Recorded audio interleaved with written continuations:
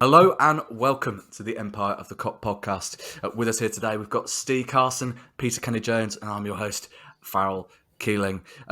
Sadly, we didn't end the season quite the way we wanted to, a 1-0 defeat to Real Madrid, but in the context of the absolute horrific handling of the major sporting event by French authorities and UEFA, it all doesn't really, it all sort of pales into significance, the result, doesn't it, Pete? Yeah, well, I think I'm kind of glad that we did lose it because I don't want to ever be able to look back at it and have a positive thought because, I really enjoyed Kiev and obviously I really enjoyed Madrid and we've lost 2 of the 3 in recent years we've been to. So I'm kind of glad that the one that we did win wasn't that one because it didn't deserve it really. I know I was saying on the way out to my dad and my brother and the people we were with, it was like that's the scoreline probably that final deserved.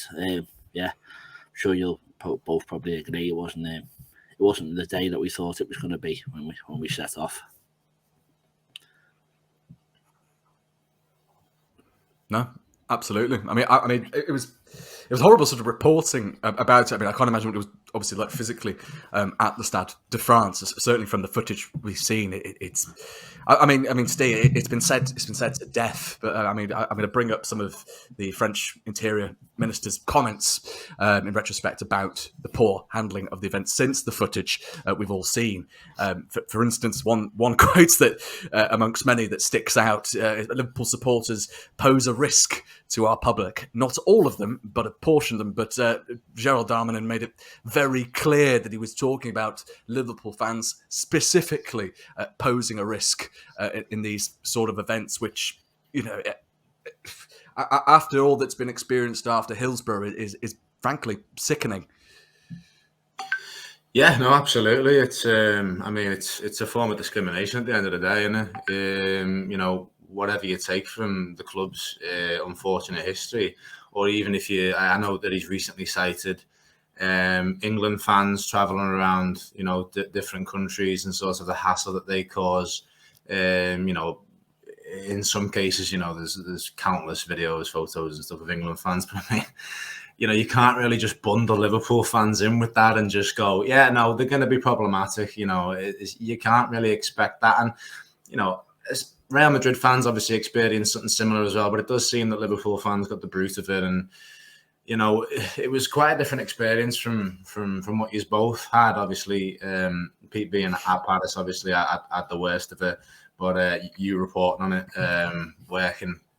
I was not working and was actually in the Baltic Triangle in Liverpool watching the game, and it was uniquely strange watching it unfold with very little signal on my phone because it was such a crowded place. I was just informed that there was a 15-minute delay to kickoff, which obviously you raise your eyebrows and think, I wonder what's going on there. That seems a bit unusual, but whatever. Maybe it's just an issue with the performer or something like that. And then there was another 15-minute delay, and you start to think to yourself, what's going on here? And then there's a thing that pops up saying that late delays, and you're thinking, how many people have turned up late for the game? That just seems unrealistic.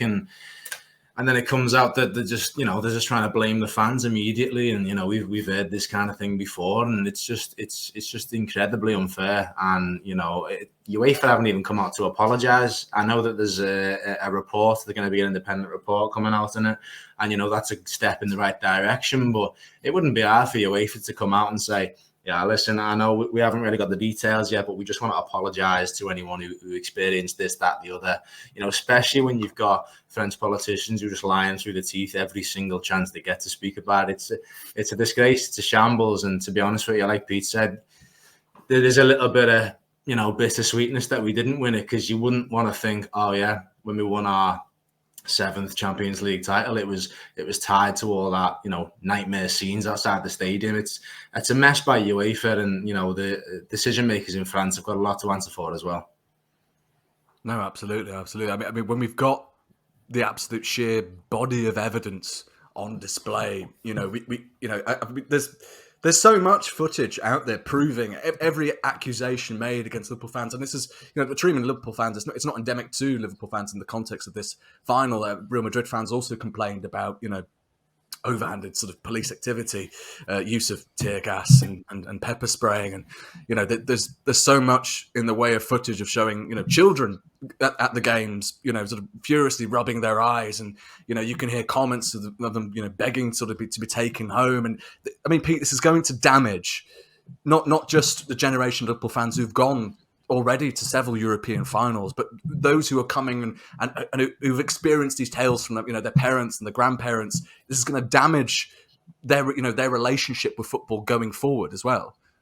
Yeah, definitely. I was there, as you both said, and it wasn't great. We left the fan park. Obviously, the boss night thing was supposed to finish at 5:00, so we got off at like 4:30 to beat the queues, and went to the tube. Probably got around 5:00, 5:15, something like that. We got to the Stade de France train station. The game kicks off at 9:00 their time, so we got told the ground didn't even open till 6, so we were there before it even was ready to go. And then by the time we had something to eat and left, we probably started walking the 15-minute walk. I looked at my maps to the station at 6:15 for the 9:00 kickoff, and as Steve said, they put the message out saying that we all arrived late as a joke. And when you're in those massive queues and you could hear people shouting, I feel like I'm back in the 80s, we're getting treated like animals. It's disgusting. It was horrible. And my dad was at Hillsborough, was at Heysel, and went through all the 70s and 80s, and he was saying that this is just like being back in the day. And it was just disgusting. The police weren't saying anything, no one was saying anything, you had no idea what was going on, and you're just watching the minutes tick by on your phone. And you don't leave that as long as we did before kick-off to go and just get in there just in time to watch them kicking off and whatever. You know what I mean? It's you want to see the whole thing, and you want to get past through all the ticket checks and everything. It was just, it was horrible, really. And I said, we split up. There were 6 of us who went, and I ended up being with my brother and his mate, and they both said they'd never want to go to a final again. I was looking around and you see like kids crying and like grown adults crying as well. And you've got to think, Hillsborough was massive for a lot of people, and you can't say that person was crying because they were at that game or whatever. But those type of crowds and queues and everything, you can understand why they would be brought back to that moment. And even if it wasn't specifically that game happened in '89, just being in those type of crowds are horrible for people. And I saw a young couple in front of us. They were both crying. My brother was crying. It was horrible. It actually was horrible. And we all just said, I don't care about the game anymore. It was mad because I was stood outside, and I wrote a piece on it, and I've said I'd hate to miss a second of any Liverpool game. It frustrates me, and I feel like I'm missing out and whatever. And honestly, I thought I could miss the whole first half, and it didn't even bother me. I just thought, I don't want to be queuing and getting crushed and whatever. I'll just wait for this to die down. And I wouldn't be surprised if people never go to a game again after that, because it definitely tested a lot of people's patience and what you'd expect. As you say, this is supposed to be the biggest game in football. How can they get it so wrong? And it was horrible. And as I said before, I'm kind of glad we haven't got that 7th European Cup from it, because I'm happy to just forget about that one and go again next season. It would massively taint the memory. I think, certainly you mentioned the piece you wrote. It can be found on empirethekop.co.uk. Very well worth a read from, obviously, our very own Peter Kelly-Jones at the Stade de France. We've also had fans come forward to share their accounts from the day. That can also be found on our Substack. Thanks again to all who came forward to share their accounts. We're extremely grateful for that, and we're glad so many escaped unharmed from the event. But yes, hopefully, again, we sort of go back to the footage, and it's important we focus on that, because the reality of it in the day of social media, it's there for all to see. And it's so clear that, that there's a united front, not just amongst, fans, there's amongst journalists. Obviously, we've had some very unfortunate comments from rival fans in terms of point scoring, which is inexcusable. But thankfully, a lot of that is being called out by journalists, not just journalists within Merseyside, but also in the national papers outside the city, which is important to see. And it's important that we do maintain this sort of air of transparency.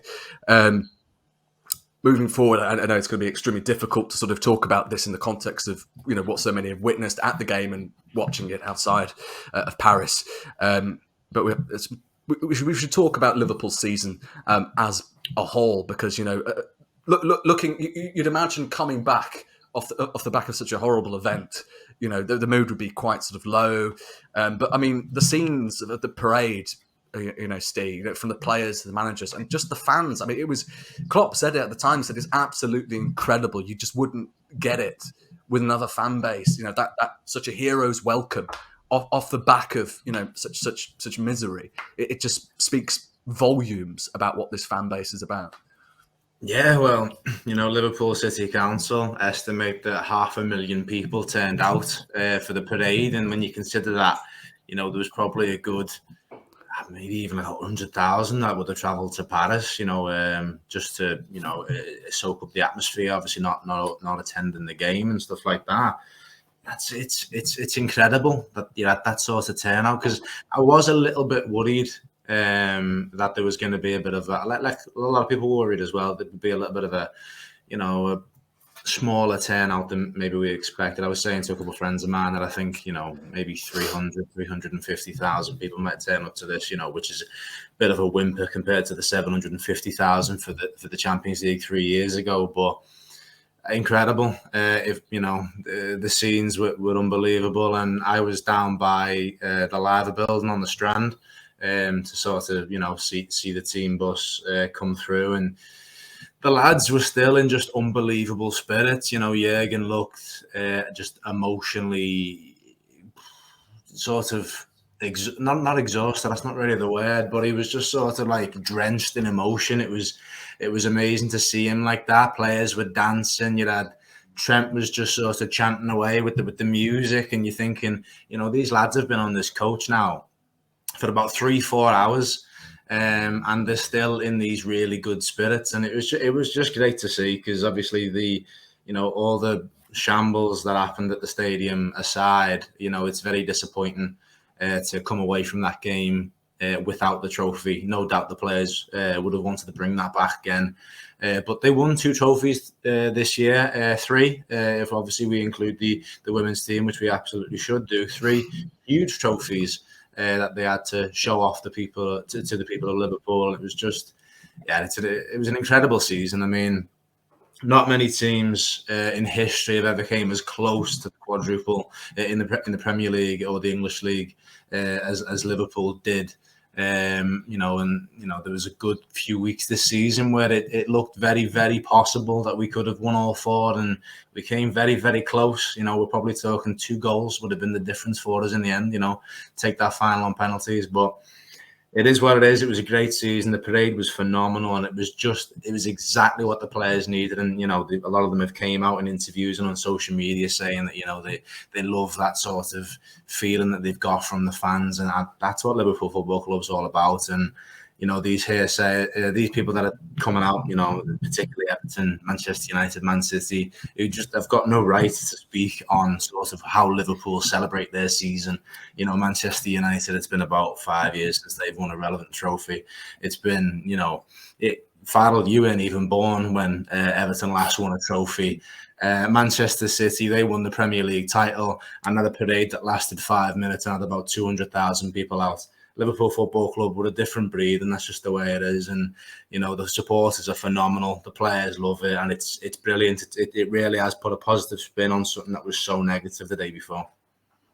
No, I couldn't have possibly said that better myself, really. I mean, you mentioned the players, and certainly it's worth reviewing the impact they've had this season, because fundamentally across a 63-game season, I know so much is said of, well, you won the 2 cups you have via penalties, and you lost the 2 major finals, the 1 major final of the season, and lost the league by a point. But I mean, Pete, we're talking a 63-game season, and whether, regardless of how rival fans value, the League Cup and FA Cup, and I know comments were made, Jurgen Klopp doesn't even value the cups. He'd take the Premier League and Champions League in a heartbeat. But we've won every trophy we could possibly win under Jurgen Klopp.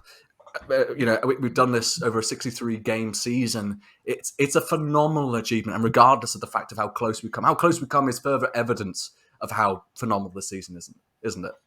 Yeah, but I think we all knew that, didn't we? We obviously, you say this before the FA Cup final, we said, if you end up with just a League Cup, is it a good season? But I think we were entered into 4 competitions this year, and we came second and 2 and won the other 2. Obviously, coming second doesn't feel great, and now as we can see from, and this isn't a slide dig, we can see from Everton coming 16th probably feels better than coming second sometimes, because you avoid the drop. There's something to celebrate. Obviously, at the end of the season, we were a bit, you're left a bit of a sucker punch, really. But I think if you look at all those, everything we had on offer, we played every single game. We only lost 4 of them.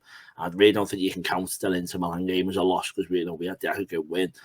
It is what it is, and you've got to be proud of them. 'Cause, next season it could happen. We could get Van Dijk injured and someone else injured at the start, and it could be like it was last season or the season before this one.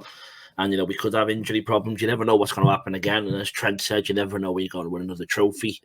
We could easily come second in the Premier and the Champions League next year. It'll still be a good season again, but we won't have any silverware from it. So whenever you lift a trophy, you should be able to get that tour around the city. And I think from ourselves, we were on our coach back at the time, and we were all thinking, maybe no one's going to turn up. And when you see the pictures and videos, that'll definitely drive them on. Anyone who's had a slight doubt saying, maybe it's time for me to leave, we've done so much at the moment.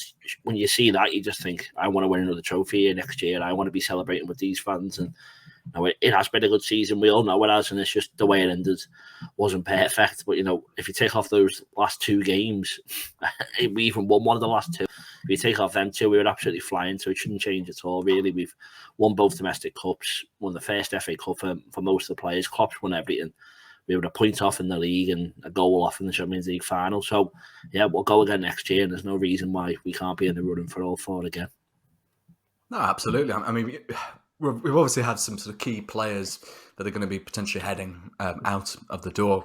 Divock Origi, the greatest super sub of all time, arguably, will be heading to AC Milan. And, of course, the big one, we've all heard this news, sadly, which is, of course, the links between Sadio Mane and Bayern Munich. He's reportedly on his way out. Various reports have him having either agreed terms with Bayern Munich for 3 years, others say, negotiations haven't quite got as far, though the intention to leave is there. I mean, Steve, looking at sort of the players we've got coming out, we could be tempted to sort of lose hope about any potential chances of producing another magnificent season. But then you look at sort of the players that we've also got in the squad that we've brought in recently, Luis Diaz and Ibrahima Konate, of course, most recently from from January and the summer transfer window last year. Trent was giggling when talking about, the ability of Konate at the Bus Trophy parade. And, I think we can forget just... the one thing I do remember sort of quite clearly from the Champions League, from the actual game itself, was pretty much how good Ibrahima Konate was on the night. And I think we can certainly be optimistic about sort of where Liverpool are going as a club. Yeah, we're in a fantastic position, and it's all down to Jurgen Klopp and his team that getting us there. And yeah, just to touch on Konate there, as I say, I was watching the game in the Baltic Market in Liverpool, and there was a few times throughout the game, but obviously, the crowd got a bit lively, Salah's chants, Mane's chants, stuff like that. But I distinctly remember a good number of times everyone just shouting Ibu's name because he was putting in these world-class tackles, and it was part of the highlight of the game really for us. And he was phenomenal, and his record at the club speaks for itself. It is, you consider his age as well. He's an unbelievable footballer, and I think for Trent to be sort of giggling about Konate's ability, that speaks for itself as well, to be honest with you. He's an unbelievable footballer, and he's training alongside Virgil van Dijk, Joel Matip, Joe Gomez. He's going to become, he already is a world beater, but he's going to become even better alongside Virgil van Dijk. And what a gem we found there. It is difficult looking at Sadio Mane and Divock Origi and thinking, these players who have been so important to us over the years are now going to be, on the way out. Obviously, Mane is not exactly confirmed yet. That could, end up not coming true. It looks pretty in stone that Mane is getting off. Like you say, we've got Diaz. He's a phenomenal player. He's been brilliant, and you've got to think he's now going to get a full pre-season in with Liverpool. He's only had half a season with the club. He's going to get more time to gel with Salah, to gel with Bobby and Jota and the midfielders. he's only going to get better. Just like Kanate, we've got an unbelievable footballer. He's a good age. He could definitely improve at Liverpool, which is a scary thought for the rest of the Premier League and the rest of Europe.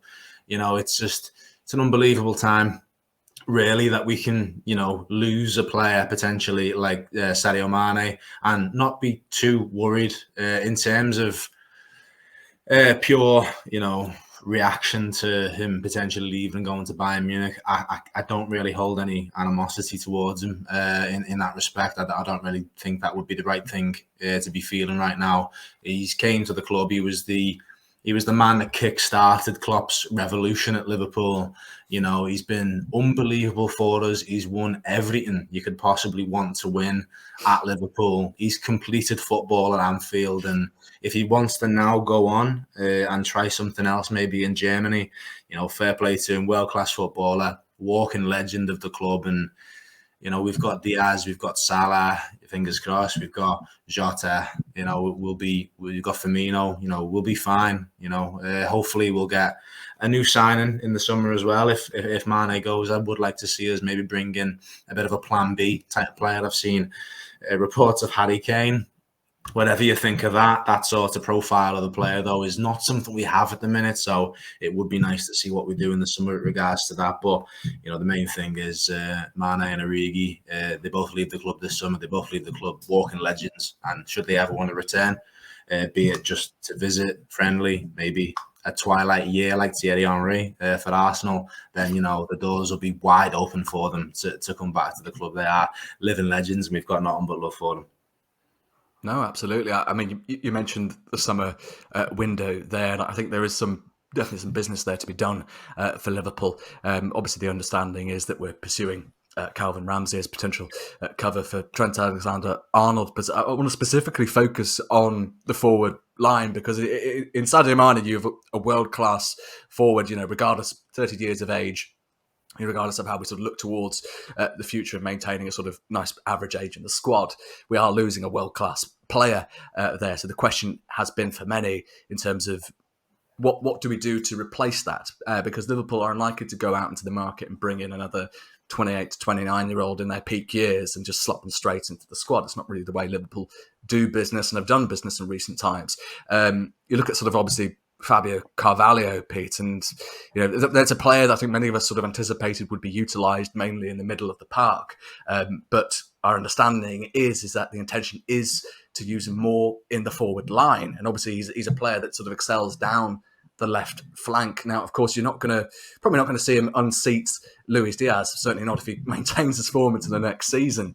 And then you're looking sort of at the options we've got available. You've got Diogo Jota and Bobby Firmino down the middle, Mo Salah. I mean, the right flank is probably one area we could definitely use some cover. But do you think sort of now that, if Mane is sort of out of the door, you're sort of probably thinking that Fabio Carvalho is the cover really on the left flank now? Well, possibly, we know the club moved hard to get him in January. Obviously, it didn't work, but we managed to do some business behind the scenes and got it done in the summer. As we said, we've seen the same type of reports to say he looks like he is going to be a first-team player. I know you can't forget Minamino either. I think we're looking at his stats, the games he started. I think 10 goals from 11 shots on target last season, and he always looks like a threat. And with the 5 subs again now, I think he could be someone who gets a lot more game time. And as you say, if we are ruling Mane out, then you've probably got Firmino, Jota, Salah, Diaz, Minamino, not too bad, and then you've got Carvalho to put in. We know he's played Oxlade-Chamberlain there. I don't know what's going to happen with him. We know Harvey Elliott can play there, whether he'll stay midfield or not, and then we've got Carvalho as well. So it's definitely not a terrible situation. And obviously, if we do get rid of Mane, it will have to be for money this season. So we would expect to get someone else in. Obviously, it's going to be interesting to see what happens. I think we will probably get a forward in, and probably a midfielder, because that seems to be what the club is looking at, and then possibly having someone else, so that right back coming in as well. It's going to be adding a bit of cover, and it's just making sure that we're ready to go again, because this team's shown that we can play stupid amount of games, and we will need cover in every single position. So we'll see what happens if if Mane does go, we'll see where he goes and see what goes on. But yeah, it's going to be an interesting summer and probably a long one, because there's a lot of players that could go out as much as in. It's normally you just see every man this dog's linked with us, but there could be about 5 players going out. So let's see what happens, and hopefully we have a good summer, and everyone always gets excited with a few signings, and yeah, we might have a new team come August. Yeah, I mean, it's always the way with Liverpool Football Club, especially of late. I mean, the club's very tight-lipped about its business, and obviously as fans, that's fantastic. That's the way a football club should be run. As journalists, it does make life somewhat a bit more difficult. And of course, historically, we've seen that roughly 99% of the players that have been linked to the Liverpool Football Club in recent windows don't end up anywhere near Merseyside. Maybe at the Blues, but not Liverpool. Steve, you brought up Harry Kane. Obviously, there's been prior links to him. We've had a comment there from David Damont. Apologies if I mispronounced that. I would not want to see Harry Kane in Liverpool. Rather have Son. Kane is injury prone. Dosky, presumably Lewandowski, is a good choice. It's unlikely, though, isn't it, that we're going to see a major player, around the sort of 30-year mark. I think Kane is at 28, unless I'm horrifically mistaken. It's unlikely that we're going to see that happen at Liverpool Football Club. It's probably going to be around the 20 to 24, maybe 25 age mark, isn't it, in terms of player we might pursue? But is there a chance that we don't bring anyone in the forward line now that Fabio Carvalho has been sort of tipped to be used within the forward line? I think it's possible we don't sign anybody. I think that's a definite possibility. You look at Luis Diaz, and if we hadn't been rushed into signing Diaz, and Sadio now came and said that he's I'm leaving, and he gets off to Bayern, and we bring in Diaz, you'd go, well, there's your Sadio Mane replacement right there. And then he starts performing the way he has done over the last few months, and you go, yeah, what a signing he's been. So the argument could be made there that we've already got Mane's replacement in Diaz, if you like. But that being said, Mane has been used in a slightly different position since Diaz's arrival. Whether that was, just a way of forcing Diaz, Mane and Salah into one team or not is one thing or another. We'll have to see what Klopp's got planned there. But yeah, Carvalho getting added to the mix, not bad. Origi out the door.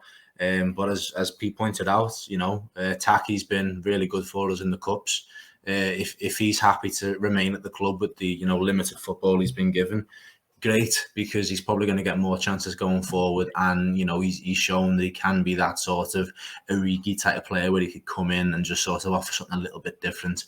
To touch on the idea of bringing in a sort of olderish player like Harry Kane or Lewandowski,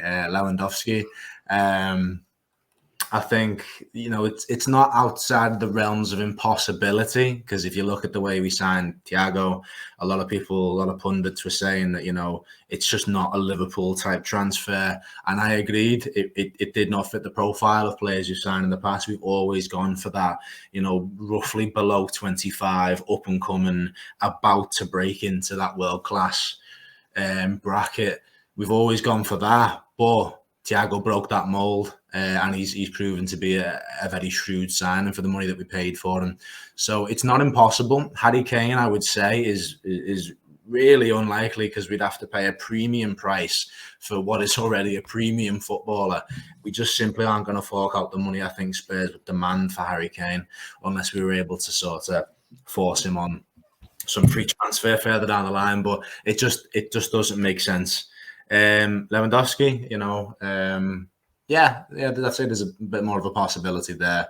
I think we could probably get him for, a decent enough deal going forward in terms of, when you got to consider the wage bracket of the club and stuff like that, and the structure that we've got. I think he could fit in quite nicely, but I do think that is a bit more of a FIFA type transfer. It's a bit more of one that you'd get from a video game. It's, go out and get Lewandowski, but it's never really that easy in practice.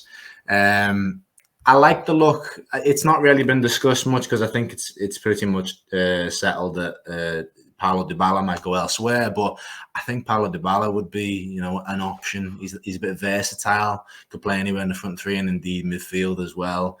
But, there's options out there. And as I said before, I think we do need that sort of plan B type player because we've struggled. Like we don't struggle to create chances, but there's been a few times that we've struggled to finish our chances. And I think we need to be able to bring someone off the bench, someone who's a bit more of a battering ram than what we've got at the minute. Just a big lad off the bench, a Lewandowski, a Kane type, who can just come on. Trent just pings a ball into him. It lands on his head and goes in the box. We've had it before with the likes of Andy Carroll, Christian Benteke. But I think this team could do with that plan B. Someone like Lewandowski could work, but I mean, that just seems like a bit of a fantasy. But you never know. Thiago did seem like a bit of a fantasy too. No, it's interesting when you say about the crosses. I mean, there's been at least a handful of games this season where the Liverpool side has, and it's a rare occasion, but where it's run out of ideas and starts sort of aimlessly, as you say, pinging those crosses into the box. And, you just think, if we had as you say, a Carroll or someone better suited to the club as a plan B, you think that plan would work a bit better. But yes, I think it's set to be an interesting sort of summer window. We will see signings. We'll likely see Calvin Ramsey and potentially two more. I think the forward line and the midfield in particular has been identified as a key area that Liverpool need to invest in. So many people calling for Jude Bellingham, but the likelihood, as we understand it, is that he will not arrive this summer and that we'll push harder for it in the summer of 2023. Until that point, and I couldn't think of a better way to conclude this podcast. I believe, Pete, you have a quiz for us. And here we go.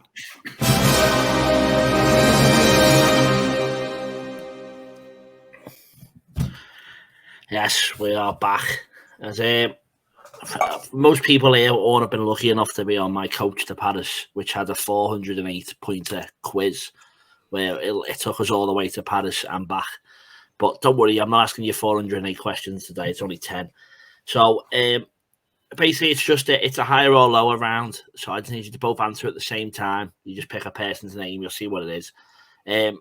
So yeah, it doesn't really matter. There's no one who goes first. So it's just straight off. First out of 10. So I'll give you a little F and S. So I want you to say it after each other. Let me know when you've got an answer. So you're just going to tell me which is higher. So question 1. Is the appearances made by Alberto Aquilani for Liverpool or the goal scored by Jamie Carragher? So let me know when you've got an answer and you can answer at the same time. Aquilani. You're supposed to be saying at the same time, Steve. Don't jump the gun. Wait. So you're both going to answer at the same time. So you'll both get a thing. Right. Have you got a piece of paper? Are you going to cue us in? Are you going to cue us in? Have you got a piece of paper? That might be easier. If you just write on the paper or something. Because the delay on the thing might not work. So write it nice and clear. Or maybe just do a letter. So do A for Aquilani, B for Carragher. You can do A or B every time. So maybe just write a big A and a big B. All right.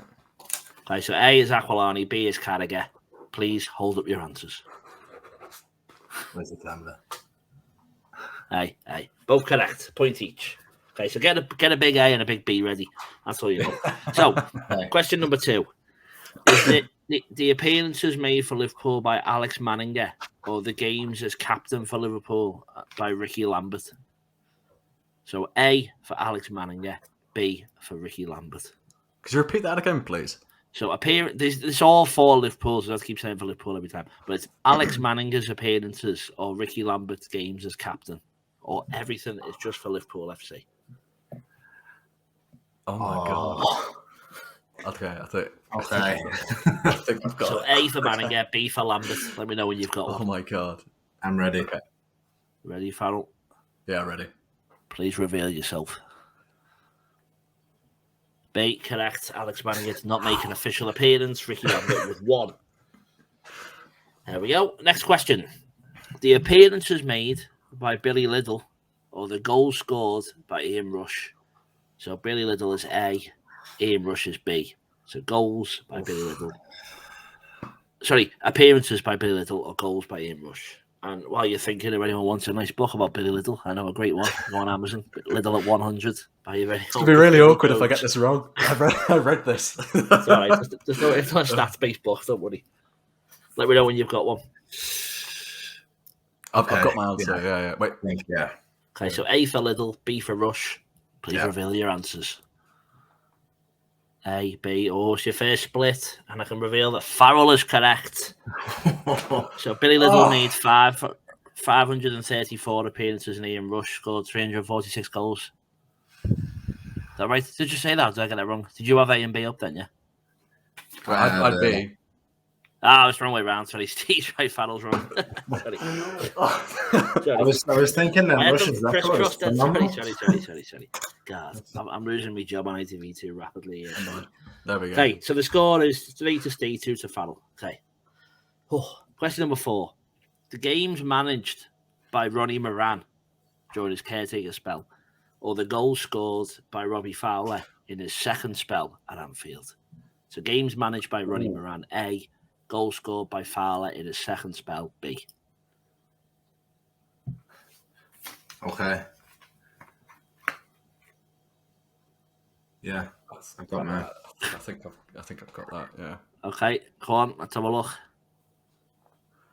Steve's gone A, Farrell's gone B. So A was games managed by Ronnie Moran, which was 10. And B was goals scored by Robbie Fowler in his second spell, which was 12. So Farrell gets the points. We're believing. Today all. It couldn't be more tense in here. Question number 5. A is red cards for Steven Gerrard, and B is goals scored by Igor Biscan. So A, red cards, Gerrard. B, goals scored by Biscan. Oh, that's tough, isn't it? He was a bit of a feisty one, Stevie, only to be fair, though. He's had a few great goals. How many reds did he get, though? He can't have got... Nah, I can't have... Okay, I think I've got mine. Okay, Farrell, you ready? Yeah, I've got mine as well, yeah. Okay, let's have a look. Steve's gone B, Farrell's gone B. So red cards for Steven Gerrard was 7. Goal scored by Igor Biscan was 3. So you are both wrong. It was A. Oh, my Gerrard. Word. It's impressive, isn't it? Okay, I think you both get the next one. Question 6. The fee received for Fernando Torres, or the fee spent on Naby Keita. Obviously, just for Liverpool, the transfers from when they got them. So fee received. This is according to lfchistory.net. So please do not come at me if you think these facts are wrong. What was second for it? It was Keita. So A is the fee received for Fernando Torres, and B is the fee spent on Naby Keita. Okay, I think I've got that. According to lfc.net, lfchistory.net. Please don't blame me. Let me know when you're ready. Ready? Yeah, I'm ready too. Yeah. Let's have a look. Get them out. B. So the fee received for Fernando Torres was £50 million, and the fee spent on Naby Keita, according to lfchistory.net, was 52.75 mil. So you are both correct. So that is 4 each as we head into the 7th question. It's going to be more tense. Games as captain. Sorry. Games as captain. There's both of them. Games as captain. So games as captain by Jamie Carragher, or the games as captain by James Milner.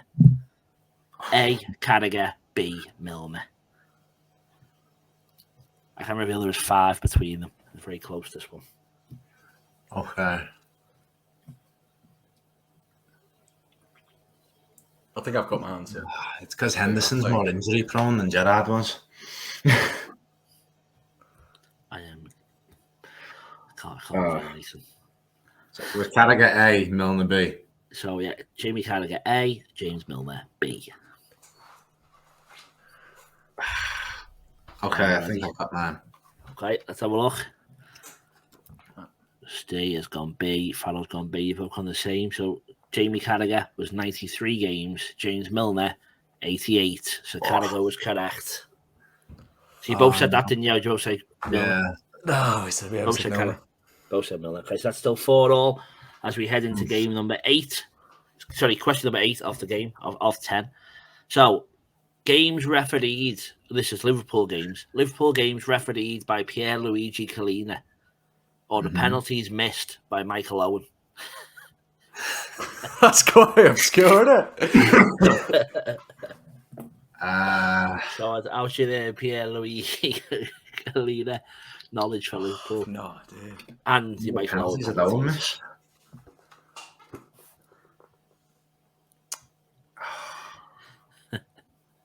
This is one of those, isn't it? I don't think anyone actually knows this.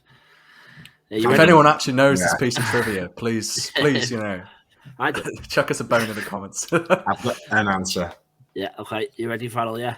Yeah, go for it. Okay, so let's have a look. We've got a B and an A. Oh, there's a split. So the games refereed by Pierluigi Collina was 3, and the penalties missed by Michael Owen, 10. Oh, my God. I'm assuming he was taken off penalty duties, Christ. Yeah, I think on his 11th one, yeah. Okay, so question number 9. Steve's in the lead by 1 point. Get them both right, Steve, you've won. So next one is the clean sheet by Pepe Reina or goals scored by Luis Suarez.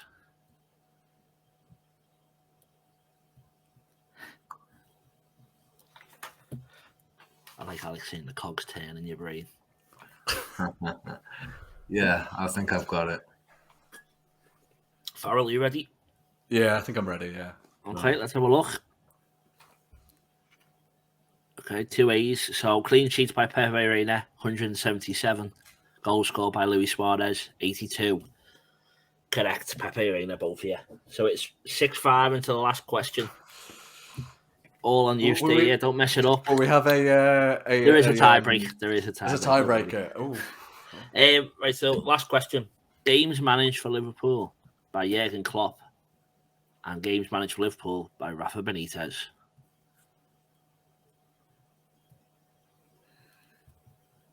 Ooh. It was a lot closer than I expected to be. But which way is it? Klopp first. So A is Jurgen Klopp, B Rafa Benitez. Okay, I think I've got my answer. He's put the pressure on you, Steve. No room for error. Unless Farrell's messed up, then there is room. That's how I messed up as well.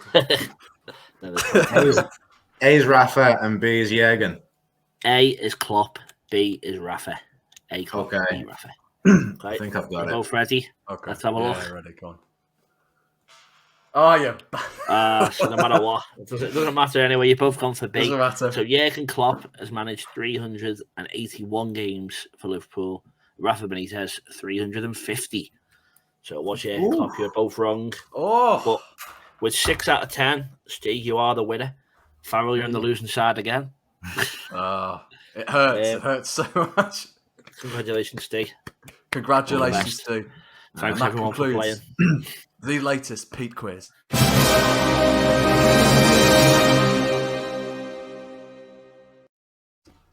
Well, congratulations again, Steve. I'll be sure to update the leaderboards after this. I think that's a sound way to end the latest empire of the Kop Podcast. But we've had Peter Kenny-Jones, Steve Carlson. I've been your host, Farrell Keeling. Thanks for watching and take care.